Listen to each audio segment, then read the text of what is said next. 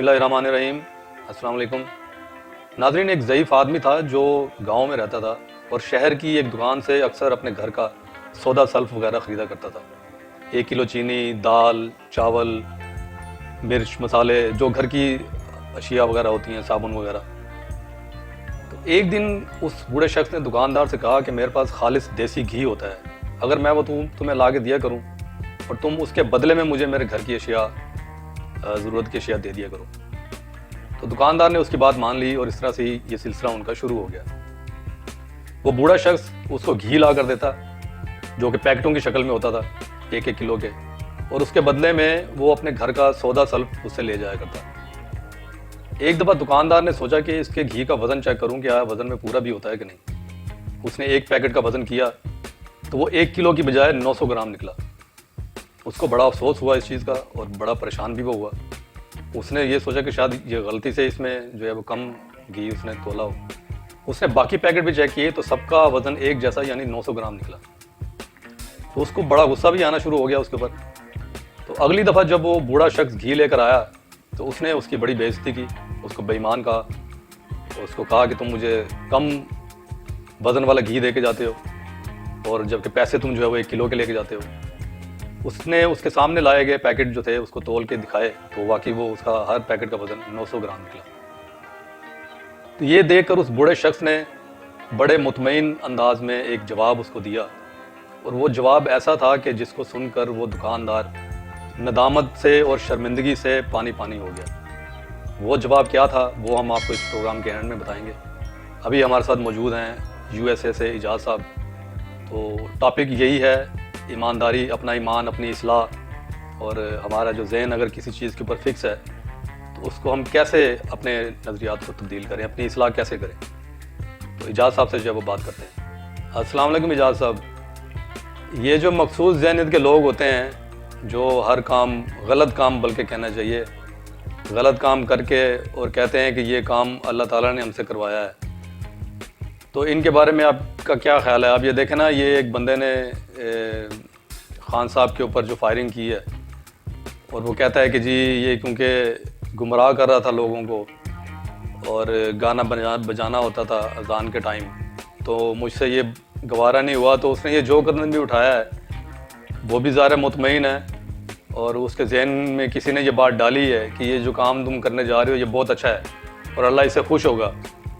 کیونکہ اگر اس چیز کا خوف ہو کہ جو کام ہم کرنے جا رہے ہیں اللہ تعالیٰ اس سے ناراض ہوگا اور ہماری پکڑ ہوگی اور سزا ملے گی، تو اس طرح کا کام کوئی بھی آدمی نہ کرے۔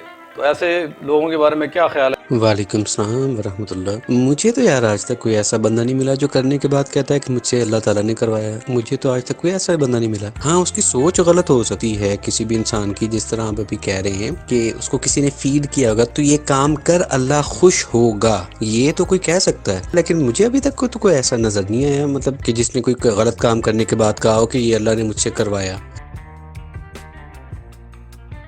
نواز شریف نے جب دھماکے کیے تھے ایٹمی، تو اس وقت یہ بات زبان زد عام تھی کہ اللہ تعالیٰ نے یہ اعزاز اس کو دیا ہے کہ اس نے ایٹمی دھماکے کیے ہیں۔ نواز شریف بھی اپنی تقریر میں کئی بار یہ بات کہہ چکے ہیں۔ تو کیا وہ کام صحیح تھا اور اللہ تعالیٰ نے یہ سعادت ان کو دی تھی، یہ دھماکے ان سے کروائے تھے؟ اور دوسرا آپ یہ کہہ رہے ہیں نا کہ یہ اس کا ذاتی فیض تھا جس نے فائرنگ کی ہے، لیکن PTI کے لوگ کہہ رہے ہیں کہ نہیں، یہ بیان جو ہے یہ غلط ہے اس کا، اس کے پیچھے جو لوگ ہیں ان لوگوں کو بے نقاب ہونا چاہیے، یہ ان کی اپنی سوچ نہیں ہو سکتی، لیکن آپ یہ کہہ رہے ہیں کہ اس کا ذاتی فعل ہے۔ آپ نے میری بات کا نہیں بتایا کہ کون سا ایسا شخص ہے جو یہ کہتا ہے غلط کام کرنے کے بعد کہ میں اس کا جواب دہ نہیں ہوں۔ جہاں سے آپ نے بات شروع کی، آپ نے پہلے میری اس بات کا جواب نہیں دیا۔ آخر مجھے بھی تو پتا چلے کہ ہم یہ جو اس وقت پانی میں مدانی مار رہے ہیں اس کا کیا نتیجہ کیا نکلے گا۔ آپ امریکہ میں رہتے ہیں، آپ کو شاید اندازہ نہیں ہے کہ پاکستان میں جو انتہا پسندی ہے وہ کس حد تک جنونی کیفیت اختیار کر چکی ہے۔ میں نے جن مخصوص ذہنیت کے لوگوں کی بات کی ہے وہ وہی ہیں جو پشاور میں مشال خان کی ہلاکت میں ملوث تھے، سری لنکن باشندے کی ہلاکت میں ملوث تھے، سلمان تاثیر جس کا خان صاحب نے بھی حوالہ دیا تھا، اور اس کے علاوہ بھی کئی واقعات ہیں لیکن آپ کے علم میں یہ شاید نہیں ہے، ایک لمبی فہرست ہے اگر میں گنوانا چاہوں تو۔ خود کش حملہ آور جنت کے لالچ میں ٹارگٹ کلنگ کرنے والے اپنے آقاؤں کے کہنے پر لمبی فہرست ہے. میں اس طرح کے لوگوں کی ذہنیت کی بات کر رہا ہوں جو آپ پوچھ رہے ہیں نا کہ میں اسپیسیفکلی بتاؤں آپ کی, تو بے شمار واقعات ہیں. لیکن چونکہ آپ اس طرح کے لوگوں کو میرے خیال میں کنڈیم نہیں کرنا چاہتے, اس لیے آپ ان کی میرے خیال میں حوصلہ شکنی آپ نہیں کرنا چاہتے, اس لیے آپ یہ بات کر رہے ہیں. آپ بالکل صحیح فرما رہے ہیں. میرے علم میں بھی ہیں ایسے واقعات, شیخو پورہ کا واقعہ, میاں چنو کا واقعہ اور گوجرا کے قریب جو ہوا. اس کے علاوہ یہ تو وہ ہیں جو میڈیا میں آئے ہیں. میں نے یہاں پہ امریکہ میں رہ کے ایسے بہت سے وہاں کے واقعات دیکھے جن کو جو رپورٹ نہیں ہوئے, اور یہ ایسے جو مخصوص ذہنیت کے لوگ ہیں, یہ صرف اور صرف ایمان کی کمزوری ہے. آپ ایسے لوگوں کی حوصلہ افزائی کرتے ہیں؟ میں ایسے لوگوں کی کیوں حوصلہ افزائی کروں گا, اور یہ کیوں کر رہا ہوں. پھر آپ کو میں کیا عرض کروں آپ سے. نہیں, میں نہیں کرتا جی, میں ایسے لوگوں کی بالکل حوصلہ افزائی نہیں کرتا. یہ لوگ غلط ہیں, غلط کر رہے ہیں. کوئی کہے کہ اگر کوئی میرے لیڈر کی بات نہیں مانتا ہے وہ گناہ گار ہے یا اللہ تعالیٰ کا دیندار ہے, تو اس کو بھی آپ غلط سمجھتے ہیں. پھر وہی بات آ گئی کہ آپ پھر کسی اور کے کہ اس نے یہ کہا تو وہ گناہ گار ہے. آپ کون ہے بھی اس کے گناہ گار اور اس کا فیصلہ کرنے والے؟ آپ کو بات سمجھ ہی نہیں آ رہی.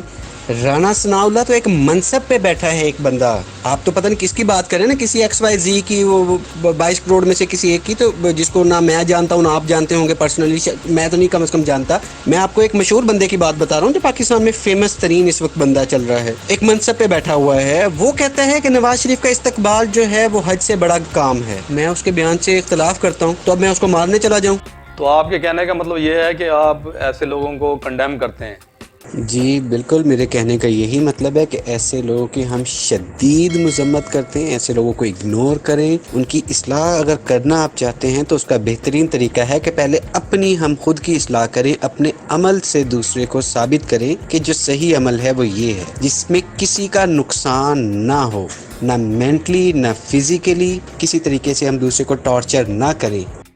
رانا ثناء اللہ کے حوالے سے آپ نے جو بات کی ہے آج کے بارے میں, نہایت ہی قابل افسوس بات تھی وہ. لیکن ہمارے یہ لیڈران جو ہیں وہ سوچتے نہیں ہیں اور بغیر سوچے سمجھے اس طرح کی بات کر دیتے ہیں, حج ہو یا عمرہ ہو اس کے حوالے سے.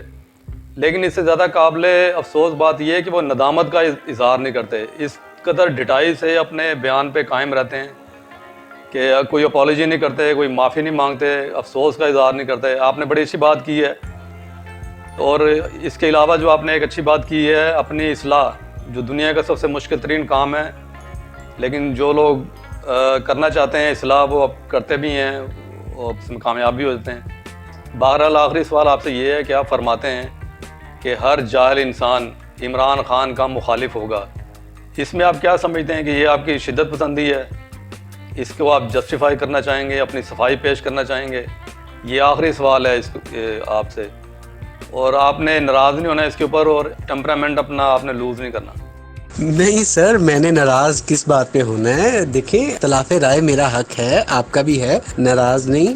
آپ صحیح فرما رہے ہیں. اور جب میں نے رانا صاحب کی یا کسی اور کی مثال دی, میرا آپ کو عرض کرنے کا مقصد یہ تھا کہ ان کو اگنور کریں آپ. اور جو دوسرا آپ نے فرمایا اپنی اصلاح, واقعی مشکل کام ہے, لیکن جستجو ہو, انسان کوشش کرے کوئی بھی ایسا عمل جس سے دوسرے کو نقصان نہ ہو, وہ میری اصلاح ہے. اور جو آپ نے آخر میں سوال, مجھے نہیں یاد کہ میں نے کبھی ایسا کہا ہو, اور اگر میں نے کہا ہے تو یہ میری غلطی ہے, مجھے ایسا نہیں کہنا چاہیے. ویسے مجھے نہیں یاد کہ میں نے کب ایسا کہا, کیونکہ کوئی بھی کسی کا بھی فالوور ہے وہ اس کو کچھ نہ کچھ اس میں نظر آتا ہے. ہندوستان میں اگر کوئی بتوں کو پوچھتے ہیں ان کو ان میں کچھ نظر آتا ہوگا. ہم الحمدللہ مسلمان ہیں, ہمارا ایمان ہے, ہمیں اس میں کچھ نظر نہیں آتا.